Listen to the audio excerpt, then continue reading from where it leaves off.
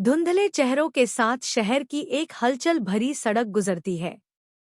सारा, एक युवा कलाकार, एक बेंच पर अकेली बैठी है, अपने विचारों में खोई हुई। उसकी स्केचबुक उसके पास भूली हुई पड़ी है।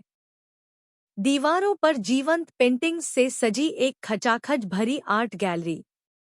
सारा की मुलाकात एक संगीतकार एथन से होती है। उनकी आंखें कमरे में एक दूसरे पर टिकी होती हैं। उनके बीच पहचान की एक चिंगारी भड़क उठती है। एक आरामदायक कैफे जिसमें परी रोशनी की लड़ियां गर्म चमक बिखेर रही हैं।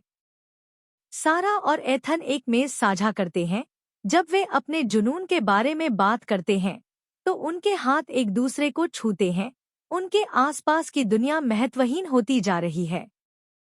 एक तूफानी रात, एक छोटे से अपार्टमेंट की खिड़कियों से टकराती हुई बारिश। सारा और एथन आमने सामने खड़े हैं।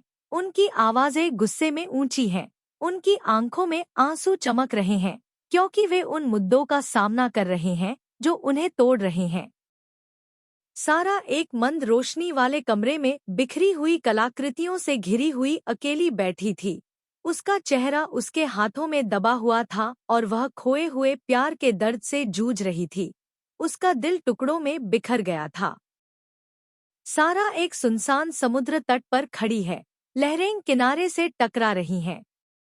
वह समुद्र के विशाल विस्तार को देखती है, चिंतन में खो जाती है और अपनी भावनाओं को समझने की कोशिश करती है।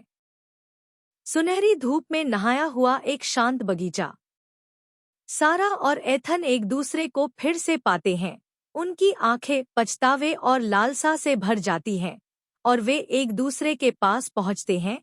जो टूट गया था उसे सुधारने के लिए तैयार होते हैं। सारा और एथन जंगली फूलों के खेत में हाथ डाले चल रहे हैं। उनकी हंसी हवा में गूंज रही है, क्योंकि वे एक साथ होने की खुशी को फिर से खोज रहे हैं। उनका प्यार पहले से कहीं अधिक मजबूत है।